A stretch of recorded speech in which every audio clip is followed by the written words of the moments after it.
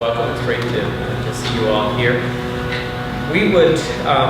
first let me give a little bit of background on the OpenGrounds Forum and on OpenGrounds and the partnerships that have been involved in making this show and the exhibits and this event, this forum possible.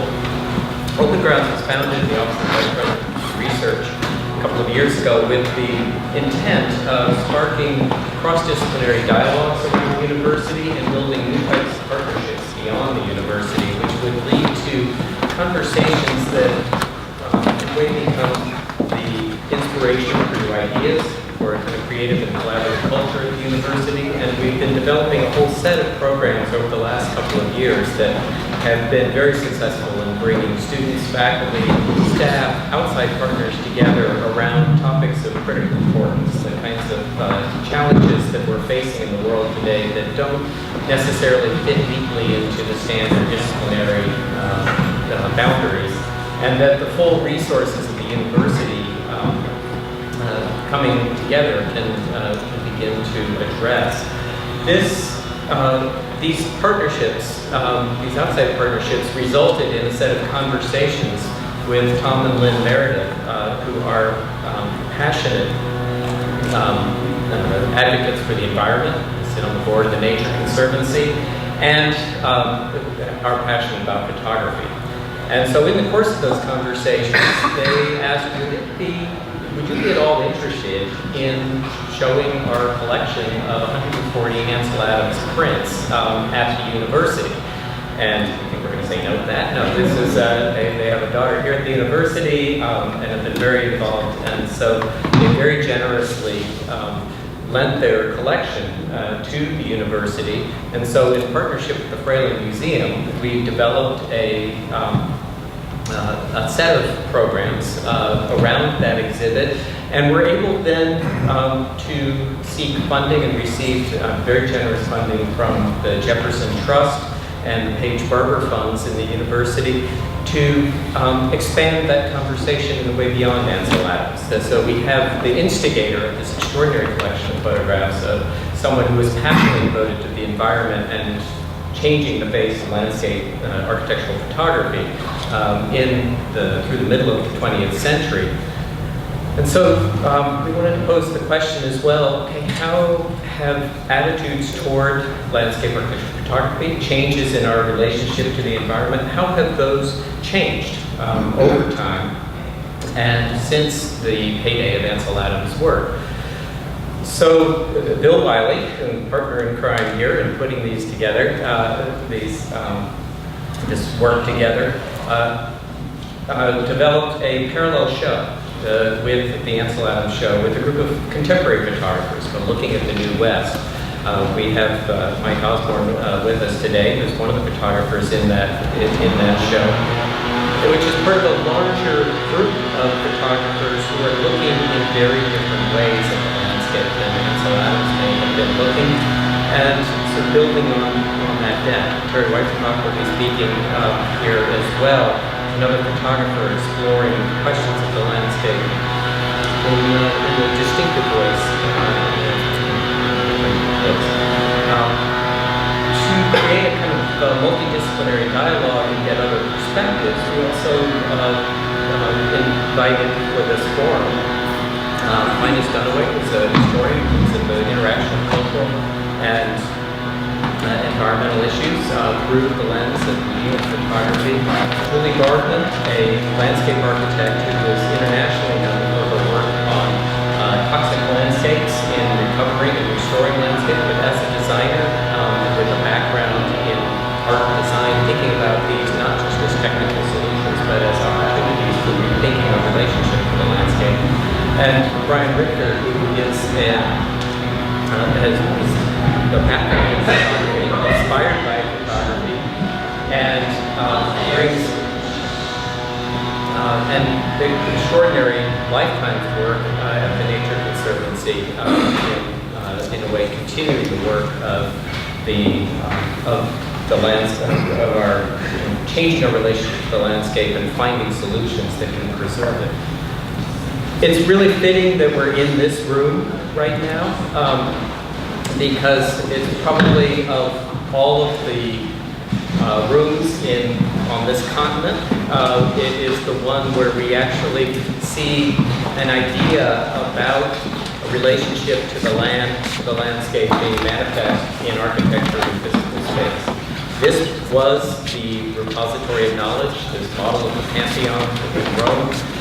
sits here with a view across the lawn to the mountains in the distance, and so it is in a way, this is where we reflect on the past and look to the future through an institution that was designed to create that kind of future. So it's an extraordinary place to be having this conversation. And it was designed at the outset of what we might see as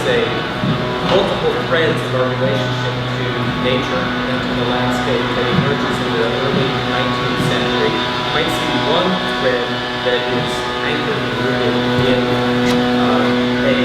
reverence for wilderness, for the landscape. We see it in the writings of Emerson. We see it in movements that draw out a relationship that in a way is kind of embedded in the American psyche and manifest explicitly in Ansel Adams' photographs and the attitudes that he takes toward wilderness. There's another thread that's emerging at the same time in the early 19th century when this building was being built, which is the landscape as a resource, as a place that's full of potential wealth, whether it's through the mining operations, the exploitation of the forests and trees, even translating into as a resource for tourism. Another thread of the American relation to the landscape as a place of exploitation. You see these two threads colliding in the middle of the 20th century, and it in a way becomes manifest in an engine of the work that Ansel Adams was doing, both as in his advocacy for the environment and in his and most especially through his photography as a vehicle for exploring that relationship. It is so then a real pleasure now to be able to reflect on what is this connection between art, between the ways that we represent the world, the way we represent nature, and the possibilities for action on the environment, how it reflects deeply seated views, our kind of worldview and model of nature that we carry with us as we make daily decisions or at times monumental decisions about the future of the landscape. These are the kinds of questions that we can explore, and we will be exploring it further. So after having a photography challenge that involved the community, after putting together publications, having this forum, having these discussions, through the Jefferson Trust, we're actually going to be offering a set of student scholarships to continue the work of art and environmental action and continue this dialogue as part of the work of the university. So today's discussion is both a pulling together of extraordinary voices that who will be speaking about ways of seeing the landscape through media, through photography, that challenge us, cause us to think, to look at the world in new ways with fresh eyes and use their medium to explore our relationship to the world around us. But it's also the instigator of a long, in a way, we're at the start also of a continuing dialogue that will be going on over the course of the next year, and invite all of you to keep in touch and participate with that. We will have each presenter will be speaking for about 20 minutes. We'll be leaving some time for discussion, and then everyone is invited to come with us down to OpenGrounds, which is down on the corner at the bottom of the hill here, for lunch following the event today. Next, I would like to introduce Bill Wiley, who is an extraordinary photographer in his own right, and the head of the studio art program in the Department of Art, the McIntyre Department of Art, and who will be offering some comments and perspective, and then introducing the finest Dunaway, our keynote speaker. I do also want to say at the outset that the museum is open this afternoon, so for anyone who has not been over to the museum to see the exhibits that are there, it is an extraordinary gift in a way for us to be able to have that for the community. And one of the things that we're thrilled about is through the summer and I think continuing into the fall, we've broken all of the attendance records for the museum around these shows, which is what the donor, Tom Meredith, had hoped. He had forecast that, and it actually has come true. So the work generating a kind of an interest and engagement has really spoken to the power